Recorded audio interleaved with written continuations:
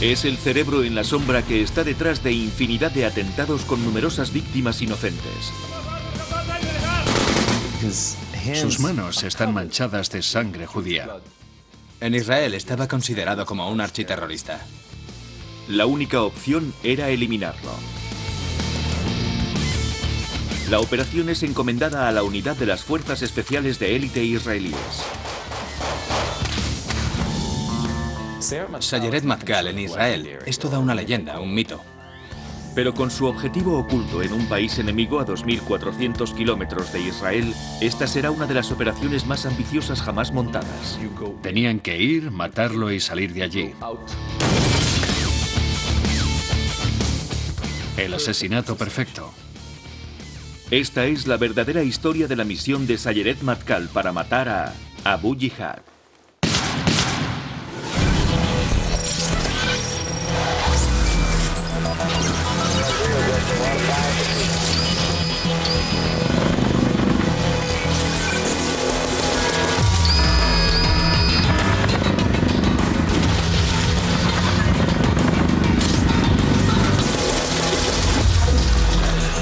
Operaciones ocultas. El asesinato de Abu Jihad. Frontera entre Israel y Egipto, 7 de marzo de 1988. Al abrigo de la noche, 3 terroristas se infiltran en la frontera israelí. Era una expedición palestina. Las armas las obtuvieron de un alijo oculto que la OLP tenía en Egipto.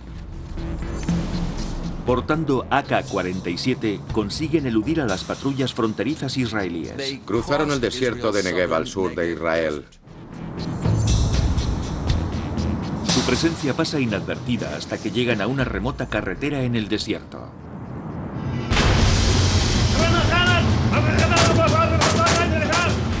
Secuestran un vehículo a su paso.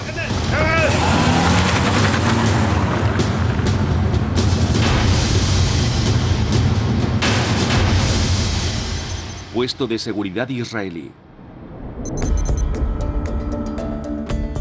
La inteligencia israelí recibe informes sobre el asalto. Ya saben que un grupo de hombres armados anda suelto en Israel, pero no tienen ni idea de cuál es su objetivo. Se montó un enorme operativo de seguridad en el sur de Israel, con controles en todas las carreteras. Una hora más tarde, el vehículo fue visto acercándose a un área de seguridad. Sucedió cerca de Dimona, la sede del reactor nuclear israelí. Parece claro que los terroristas planean un ataque al reactor de Dimona, la instalación militar más importante de Israel. Es donde guardan su armamento nuclear, aunque Israel nunca ha reconocido tenerlo. Con las instalaciones de alto secreto amenazadas, las unidades del ejército se apresuran a interceptar a los terroristas antes de que alcancen su objetivo. Al darse cuenta de que las fuerzas israelíes les pisan los talones, los terroristas palestinos cambian de repente sus planes.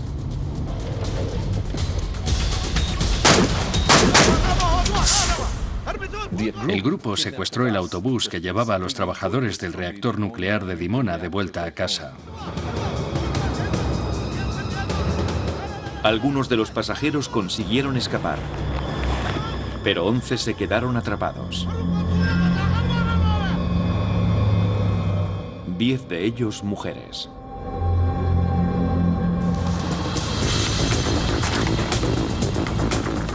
Las fuerzas de seguridad israelíes rodean el autobús y tratan de negociar con los terroristas. Pero los terroristas no están interesados en negociar. Entonces apuntan con las armas a los rehenes.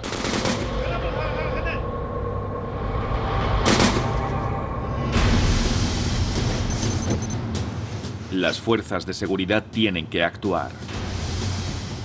En ese momento eres consciente de que urge una respuesta inmediata para evitar que muera más gente.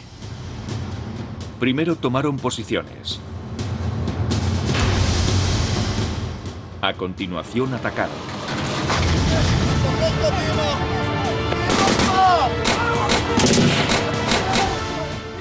En cuestión de segundos, los soldados israelíes abordan el autobús y matan a los 3 terroristas.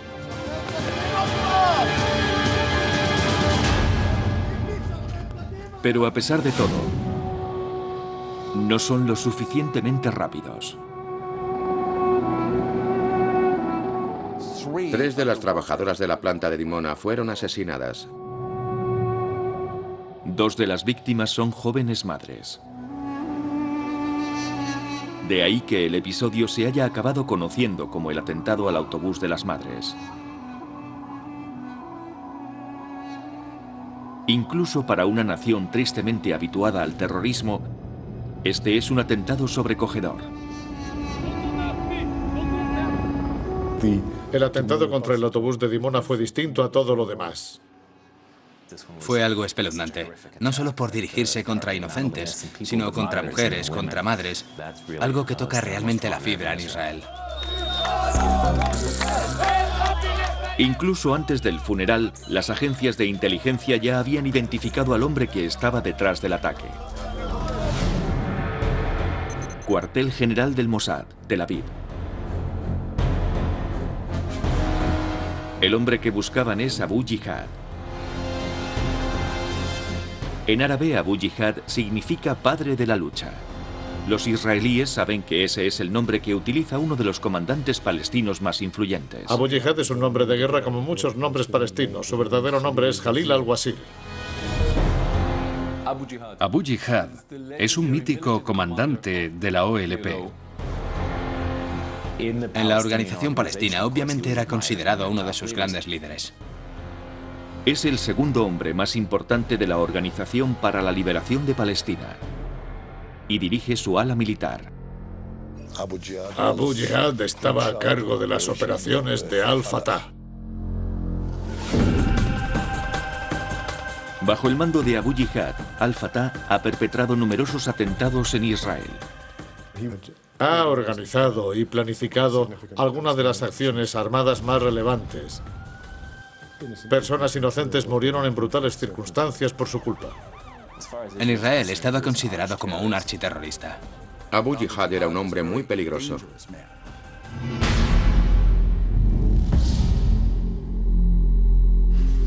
Abu Jihad supone tal amenaza que Israel lleva ya 20 años intentando eliminarle. La búsqueda de Abu Jihad duró años. Hubo numerosos intentos de matarlo, todos ellos fallidos. Siria, 1964. El primer intento de la inteligencia militar israelí por acabar con Abu Jihad fue con un coche bomba en Damasco, pero fracasaron.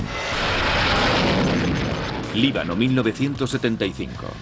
Una década más tarde, la Fuerza Aérea israelí trató de eliminarlo mediante un ataque aéreo en Beirut, pero de nuevo se salvó. El ataque del autobús de las madres es la prueba de que el líder terrorista había asomado de nuevo la cabeza. Pero la amenaza que supone puede ser mucho peor que el terrorismo. Los israelíes creen que Abu Jihad está también detrás del mayor reto al que su gobierno se ha enfrentado jamás.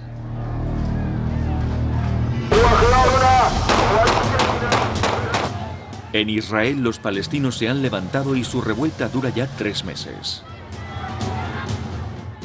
Había protestas contra el gobierno. Grandes multitudes, a menudo de gente joven, lanzaban piedras a las fuerzas israelíes y la situación presentaba aspectos de levantamiento armado.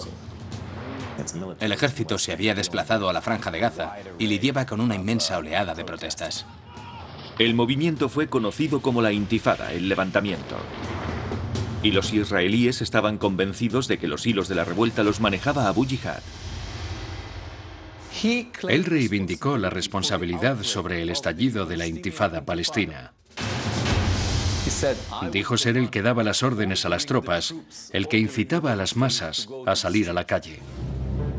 Israel no podía permitir que la insurrección se propagara. Tel Aviv, Israel, abril de 1988. La Intifada causó un daño irreparable al prestigio de Israel en todo el mundo. Pensaron que debían concentrarse en Abu Jihad porque no podían permitirle seguir actuando así. Y el hombre que decide que hay que ocuparse de Abu Jihad es Isaac Rabin, por entonces ministro de Defensa de Israel. Isaac Rabin estaba al mando de la inteligencia israelí y de las fuerzas de seguridad. Rabin era un hombre implacable, un militar por encima de todo. Su concepto de paz estaba basado en la creencia de que Israel debía mantenerse firme y defenderse. Estaba férreamente convencido de que había que ir a por los terroristas que atentaban contra los israelíes. Rabin decide que Israel debe eliminar a Abu Jihad.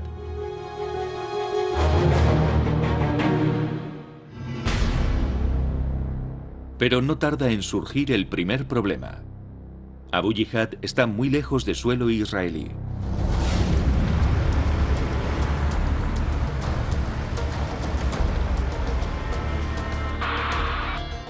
La inteligencia israelí ha seguido el rastro de Yihad hasta Túnez, al norte de África, a 2.400 kilómetros de Israel.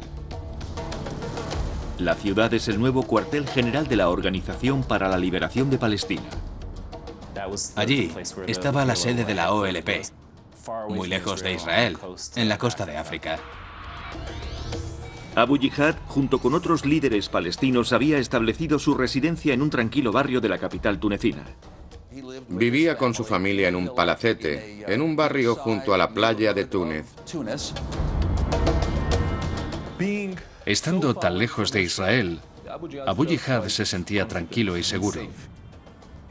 No pensaba que la inteligencia israelí pudiera llegar tan lejos y a un rincón tan remoto. Pero se equivocaba.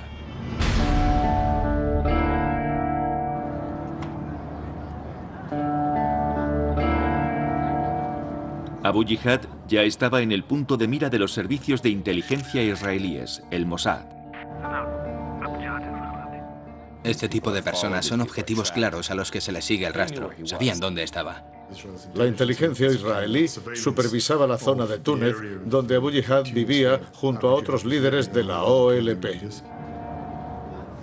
Cuartel General del Mossad, Tel Aviv, 11 de marzo de 1988. 2 días después del atentado del autobús de las madres, Rabin ordena al Mossad elaborar un plan para matar a Abu Jihad. Inicialmente, la agencia confía en poderlo hacer sin recurrir a nadie más. Su respuesta es que el plan para matar a Abu Jihad en Túnez puede estar listo en 30 días. El Mossad baraja varias opciones para matar a Abu Jihad. Un francotirador, haciendo explotar su coche, poniendo una bomba en el camino que va de su casa a la oficina, envenenándolo, disparando un misil contra su casa. Todo tipo de operaciones a su alcance.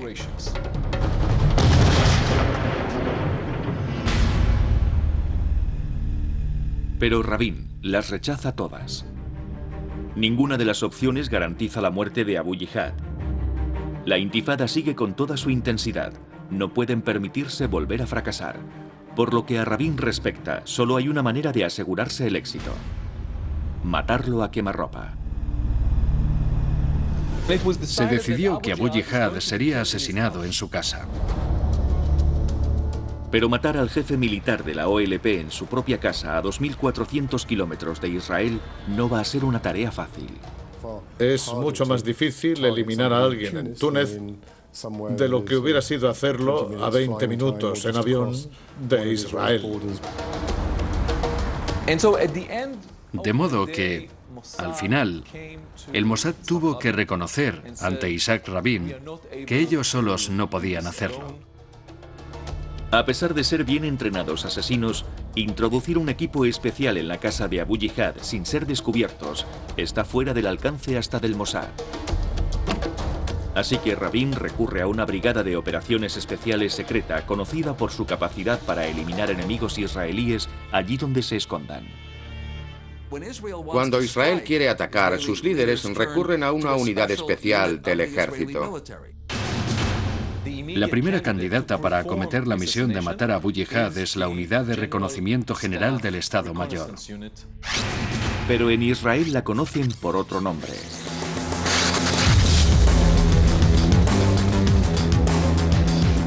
En inglés se conoce como la Unidad, pero en hebreo se llama Sayeret Matkal. Sayeret Matkal, en Israel, es toda una leyenda, un mito. Es básicamente la unidad de élite del ejército. Es el sinónimo de unidad de élite. Hay otras unidades, pero esta es lo mejor de lo mejor.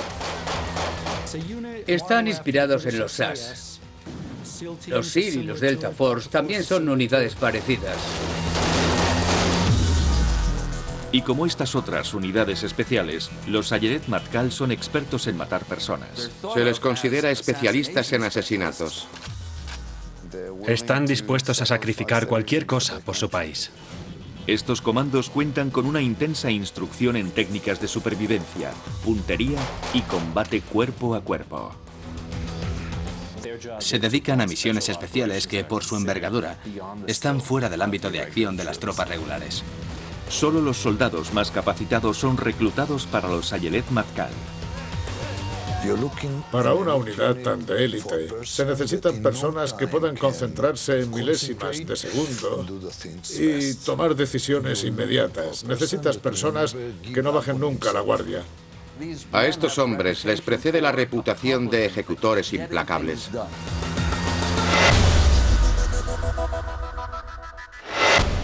Entebbe, Uganda, julio de 1976. Su reputación se vio consolidada en una legendaria operación desarrollada en 1976. Los terroristas secuestraron un avión de Air France con más de 100 civiles israelíes y judíos a bordo. El avión fue desviado a Uganda, a Entebbe. Ante la decisión del dictador ugandés Idi Amin Dada de cooperar con los terroristas, Israel recurre a los Sayeret Matkal. Los Sayeret Matkal apenas tardaron unas semanas en entrenarse específicamente en el mismo modelo de avión. Volar a Entebbe y solucionar adecuadamente el problema. La solución de los Sayeret Matkal fue hacerse pasar por miembros del ejército ugandés. Una vez sobre el terreno, la unidad ataca.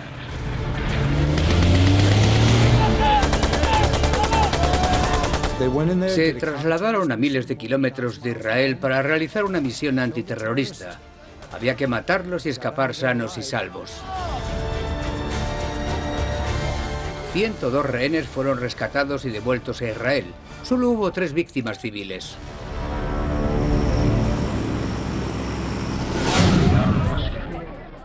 Por supuesto, aquel ataque relámpago marcó un hito. Fue el origen de la leyenda de los Sayeret Matkal como unidad de élite. Rabin está convencido de que no hay una unidad mejor preparada que ellos para encargarse de Abu Jihad. Así que llama al hombre que había sido uno de los arquitectos de la misión de Entebbe. Es el soldado más condecorado de Israel, una leyenda viva, Ehud Barak.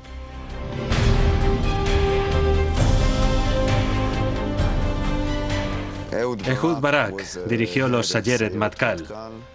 Fue uno de sus comandantes más renombrados. En ese momento era jefe del Estado Mayor y de inteligencia militar. Un hombre muy serio, muy inteligente, perspicaz y muy condecorado.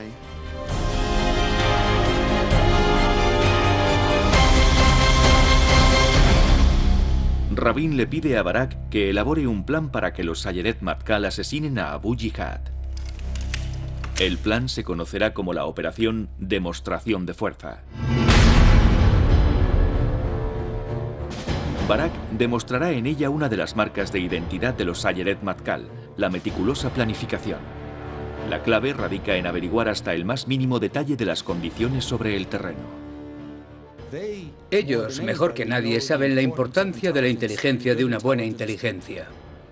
A pesar de la distancia, si todo se planificaba con antelación, había una probabilidad razonable de que saliera bien. Primero, Barak dispuso que el Mossad enviase más hombres a Túnez. Túnez, República de Tunisia. Anteriormente la orden había sido simplemente no perder el rastro de Abu Jihad. Ahora la orden era obtener la información más detallada posible sobre cada uno de sus movimientos. El Mossad envió agentes a Túnez que se hicieron pasar por turistas o por hombres de negocios, pura rutina para los agentes del Mossad. Fueron enviados a Túnez a solucionar todas las incógnitas que se les planteaban a los Sayeret Matkal. Haciéndose pasar por libaneses, el nuevo equipo se pone en contacto con los agentes ya introducidos en la ciudad.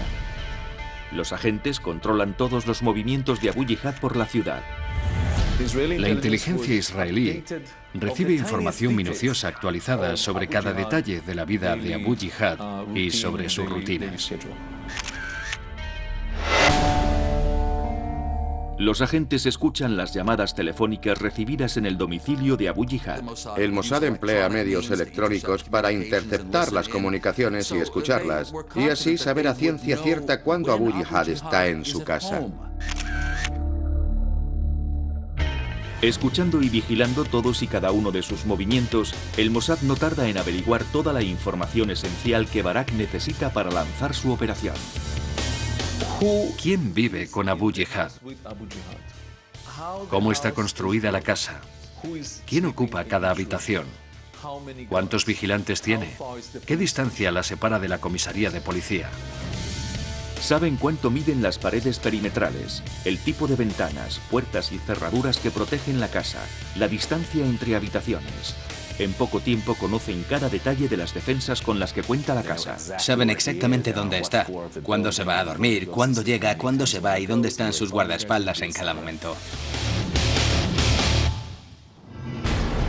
Campo de entrenamiento de los Sayeret Matkal. Sur de Israel.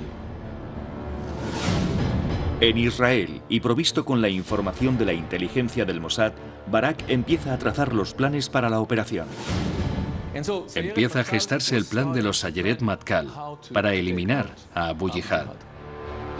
El plan desarrollado por Barak consiste en enviar a un pequeño equipo de comandos a asaltar la vivienda de Jihad al abrigo de la noche. Pero esto solo puede funcionar si la misión se coreografía a la perfección. La preparación y la planificación es lo más importante para un soldado o una unidad de las fuerzas especiales. Trazan el plan empleando la información detallada enviada por el Mossad. Construyeron una maqueta que era una copia exacta de la casa. Barak marca los puestos de guardia y los puntos de entrada. Hacen acopio de todos los datos de inteligencia para tratar de discernir la mejor vía de incursión en el objetivo. Se debaten las diferentes estrategias para el asalto con el fin de minimizar el riesgo de que se produzca cualquier fallo. Son soldados inteligentes con mucha experiencia sobre el terreno, de manera que si proponen una buena idea, se adopta y se modifica el plan. Una vez acordado el plan, los comandos trazan el plano exacto de la vivienda.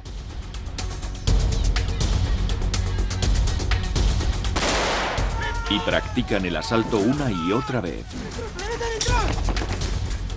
Es algo que suelen hacer los Sayeret Matkal y la inteligencia israelí. Se trata de no dejar nada al azar. Como en cualquier otra operación secreta o de inteligencia, es imprescindible entrenar los pasos exactos, los movimientos exactos propios y de los demás, y además esperar siempre lo inesperado.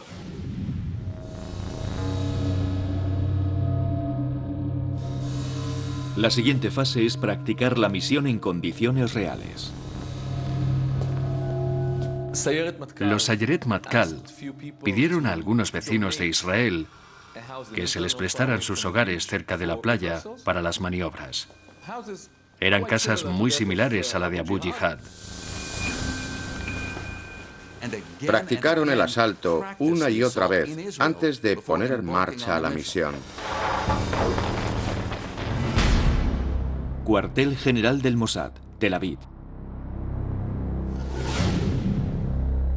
Mientras los comandos se entrenan, Barak tiene su atención concentrada en un asunto crucial: hacer llegar a los comandos sanos y salvos y en secreto hasta Túnez, a 2.400 kilómetros de allí.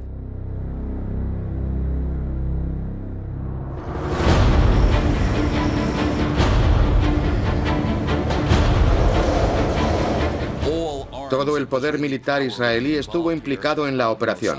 El Mossad, la inteligencia militar, la armada y las fuerzas aéreas. Barak moviliza a todas las fuerzas armadas israelíes. Primero a la armada, a la que encargará el traslado de los comandos de Israel hasta aguas tunecinas en patrulleras antimisiles. Era un enorme ejército de barcos, aviones, cargueros y portahelicópteros. Sobre ellos, Barak ordena a la Fuerza Aérea que esté preparada para una posible evacuación de emergencia. La Fuerza Aérea cubre a los Sayeret Matkal por si fuera necesaria una evacuación si algo malo sucediera. Se trata de una misión sin precedentes por su envergadura y su objetivo. Fue una operación inmensa en la que participaron miles de soldados, oficiales de inteligencia, oficiales de la Armada, el Mossad, la inteligencia militar.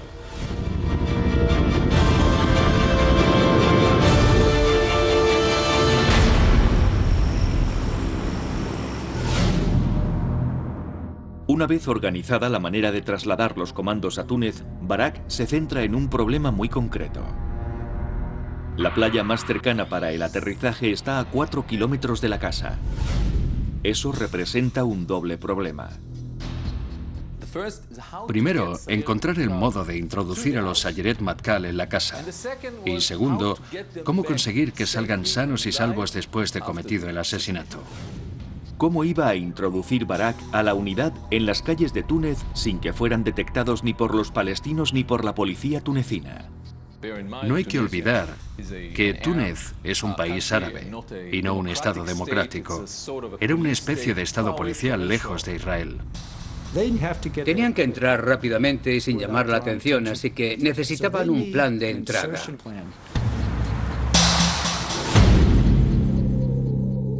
Barak idea una ingeniosa manera de introducir y sacar a los comandos de la casa sin ser detectados. Primero se inventan un plan para distraer a la policía y dejar la zona libre de vigilancia. Esperábamos que interviniesen las fuerzas locales, así que informamos a la policía de que estaba pasando algo muy lejos de allí, en la otra punta de la ciudad. Así que todos los agentes acudieron a ese punto y así se ganó tiempo para la entrada de los Sayeret Matkal. A continuación, los agentes del Mossad sobre el terreno alquilaron coches y los llevaron hasta la playa. Allí recogieron a los comandos y los trasladaron en ferry a un alojamiento cercano a la casa. Los coches que fueron alquilados se aparcaron en la playa con el fin de que no levantaran sospechas. Los agentes del Mossad aparcaron los coches cerca de la residencia de Abu Jihad. Los comandos tendrían que recorrer los últimos metros hasta la casa a pie.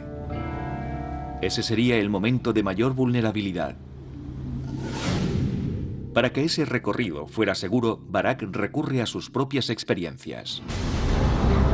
Beirut, Líbano, 9 de abril de 1973. 15 años antes, Barak había participado en una de las misiones más reconocidas de la historia de los Sayeret Matkal. La unidad fue enviada a Beirut, al corazón del territorio enemigo. Les habían encomendado la misión de matar a los autores del asesinato de 11 deportistas israelíes en los Juegos Olímpicos de Múnich. Para infiltrarse en la ciudad de incógnito, Barak y sus compañeros emplearon un camuflaje muy poco habitual. Algunos se disfrazaron de mujer para evitar las sospechas que hubiera levantado un grupo de hombres caminando por la ciudad. Siempre es más común encontrar un grupo de hombres y mujeres. Los disfraces permitieron a la unidad dispersarse por la ciudad sin ser detectada y lanzar ataques múltiples sincronizados.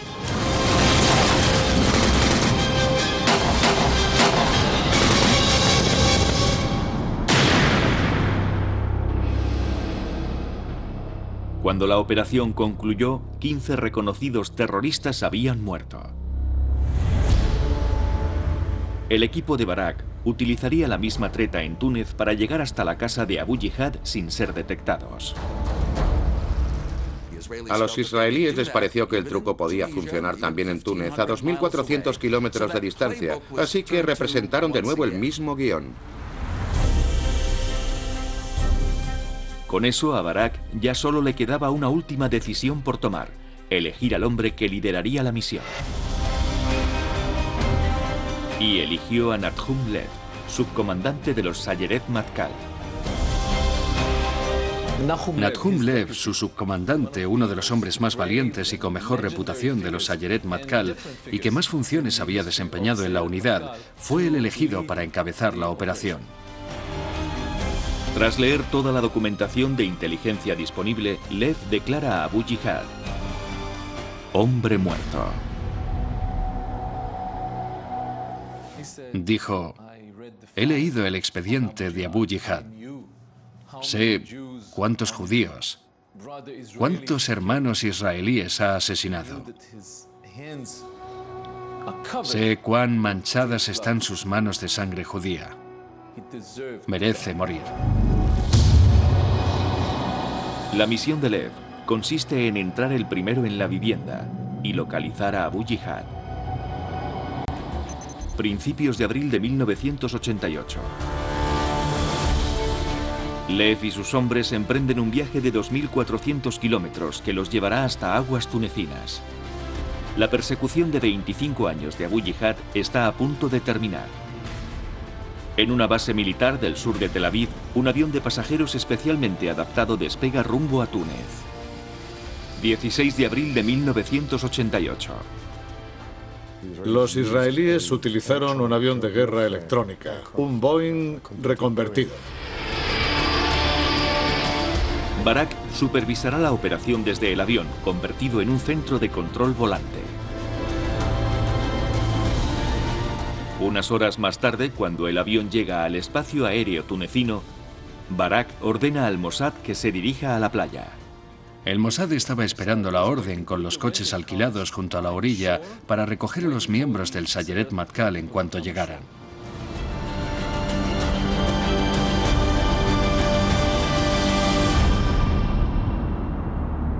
Con los agentes del Mossad en sus puestos, se da la orden a los Sayeret Matkal de avanzar hasta la costa. La flotilla 13, los SEAL israelíes, es la encargada de conducirlos hasta la orilla.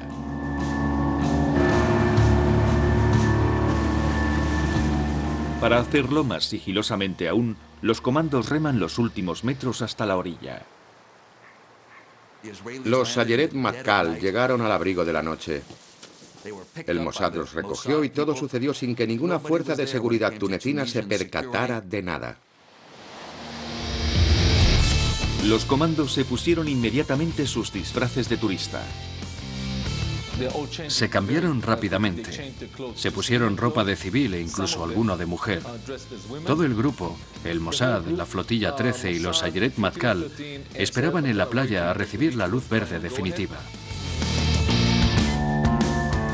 Mientras esperan luz verde, Barak informa a los comandos de que ha surgido un problema. La inteligencia israelí ha interceptado una llamada de teléfono a Abu Jihad. Abu Jihad recibió una llamada desde el cuartel general de la OLP advirtiéndole de que un servicio de inteligencia europeo parecía haber averiguado que los israelíes pretendían matar a un peso pesado de la organización. Barak teme que Abu Jihad abandone inmediatamente Túnez si sospecha que ese peso pesado es él.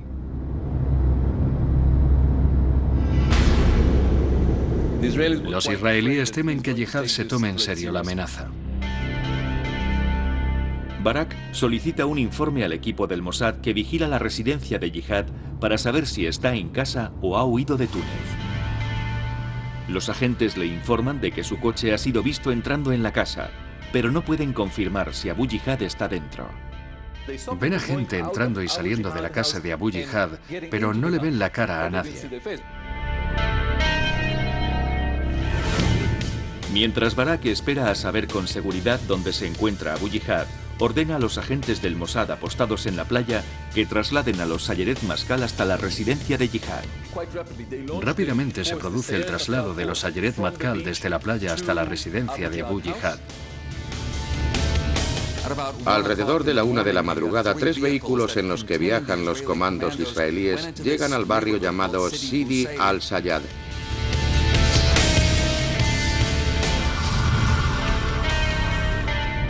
Uno de los vehículos, con 8 comandos israelíes en su interior, llega hasta la parte delantera de la casa. Pero Barak no puede ordenar a los comandos que lancen el asalto. Incluso después de salir de la playa y llegar a la casa conforme al plan, todavía no nos daban la orden de entrar. Esperaban a recibir la orden definitiva de los comandantes de la operación, confirmando que Abu Jihad estaba en la casa. Las que van a oír son las grabaciones auténticas de las comunicaciones secretas que mantuvieron las unidades mientras esperaban la orden de proceder. Bogart, this is Richard. I want to tell you it is possible that there are some people who are not sleeping in the office. Okay, Richard, I understand. Utilizaban nombres en código y hablaban en inglés y no en hebreo por si alguien estaba escuchando. Los comandos israelíes, sentados con pistolas y subfusiles entre las piernas, esperaban la señal de atacar. Sin la absoluta certeza de que Abu Jihad está en casa, Barak no puede dar la orden de atacar. Le aseguró al ministro de Defensa que averiguarían con toda seguridad si Jihad estaba en casa o no antes de lanzar el ataque.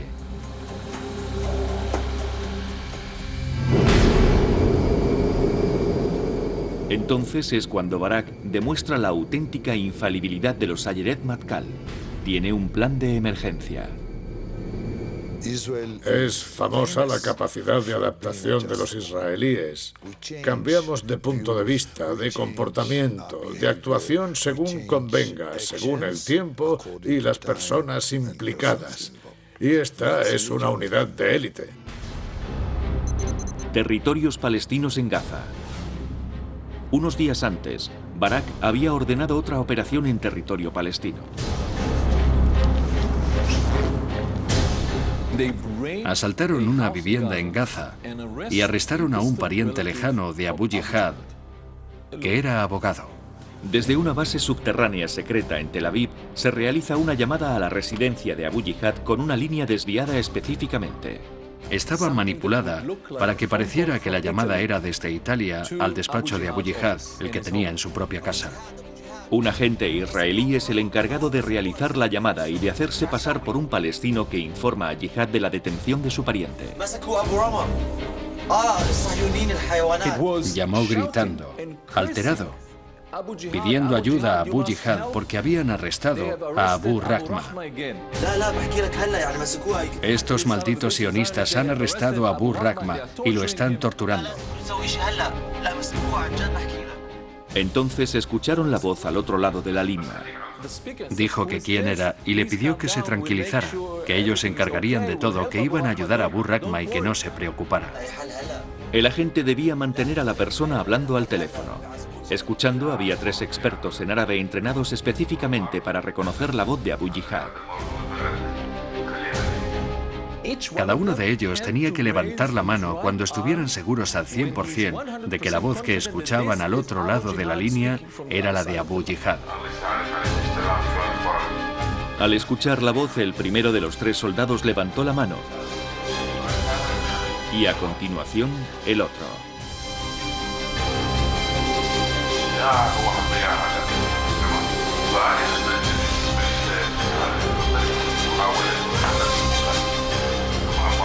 Por último, el tercero hizo lo mismo. Quedó aprobado, confirmado y corroborado que Abu Jihad estaba en casa. Centro de mando. 17 de abril. Por fin Barak puede dar la orden de atacar.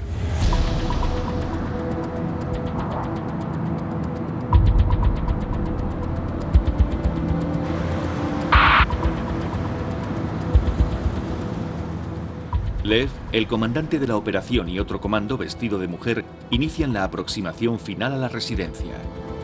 Haciéndose pasar por una pareja de enamorados, caminan hasta las populosas calles. Ocultos a plena vista de todos, nadie sospecha de aquellos dos hombres. Su misión, acercarse a la casa sin llamar la atención y dejar fuera de combate al guardia de la puerta. Eran una pareja caminando por la calle con una caja de bombones en la mano.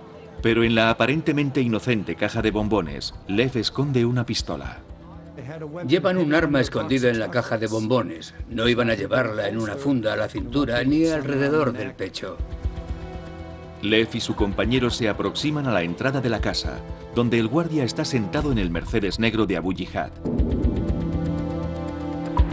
Se acercan al chofer de Abu Jihad, que era uno de sus guardaespaldas y estaba sentado dentro del coche.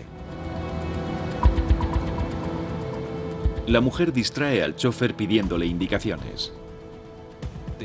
Extendieron un mapa, haciéndose pasar por turistas que querían preguntarle una dirección. Cuando el guardia desvía la mirada al mapa, Lev actúa.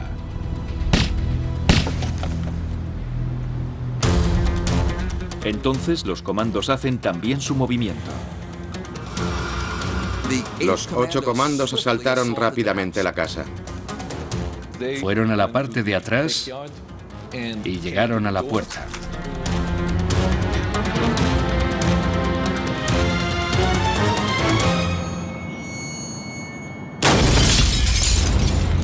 El ruido llegó a oídos de Abu Jihad en la planta de arriba.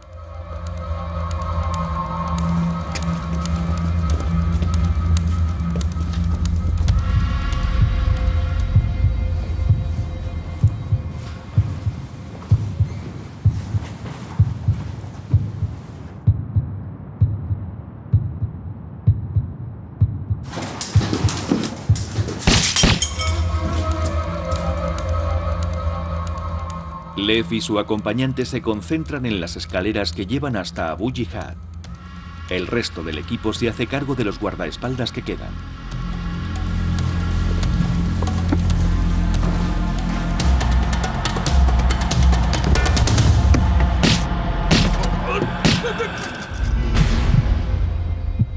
Con los guardaespaldas fuera de combate, Lev y su compañero se aproximan a su objetivo.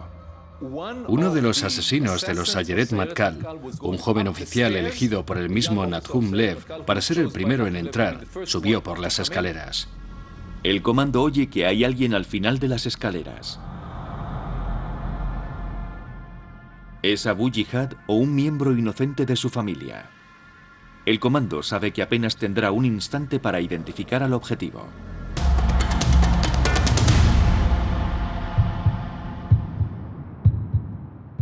El comando reacciona instintivamente.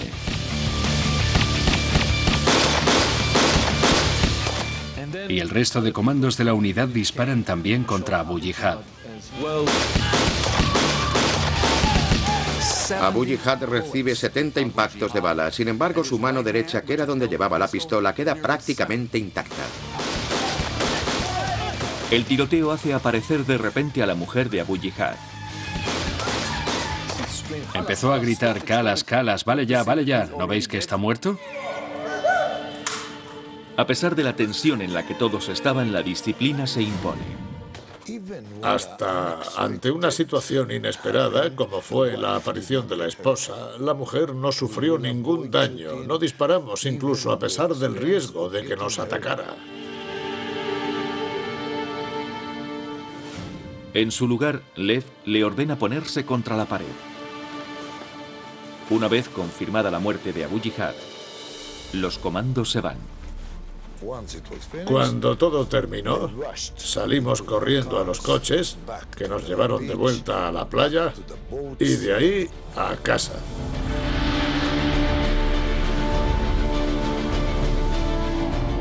La operación completa se había llevado a cabo en cuestión de minutos.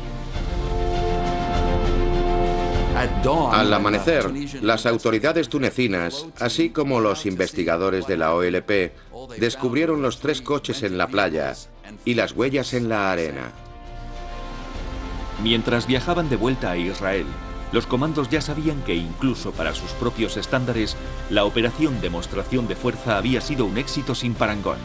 Abu Jihad, el hombre que, según los israelíes, había planificado la intifada que pretendían detener, está muerto.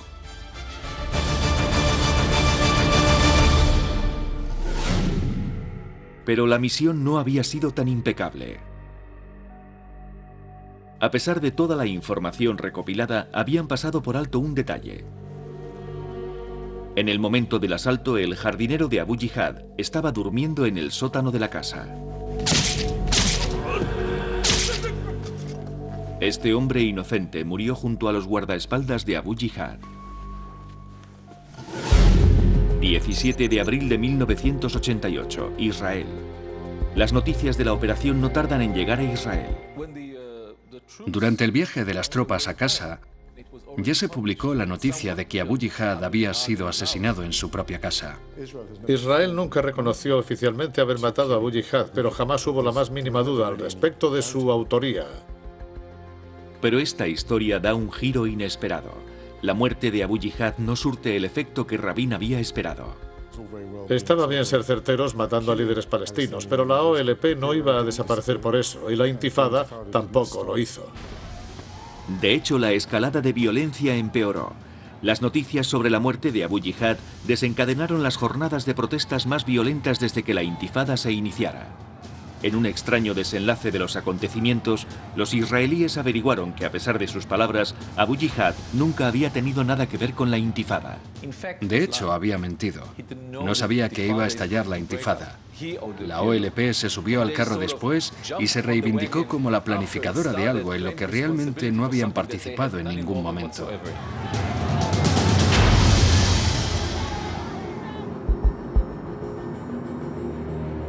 Y la reacción de los israelíes tampoco fue la esperada por Rabin. Todo el mundo reconocía que había sido una operación ejecutada a la perfección por nuestros chicos, pero al final, ¿qué efecto real había tenido en la situación? Ninguno. Quien sí pudo atribuirse un efecto para su carrera fue el hombre a cargo de la operación, Ehud Barak. Ha tenido una carrera impresionante, sin exagerar.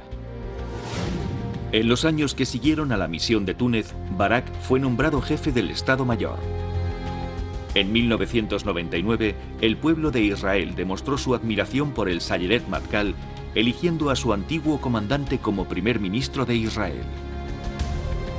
El pueblo israelí no sabe qué hacen exactamente los Sayeret Matkal, pero sí saben que son un grupo de hombres dignos de confianza que ejecutan a la perfección lo que se les encomienda.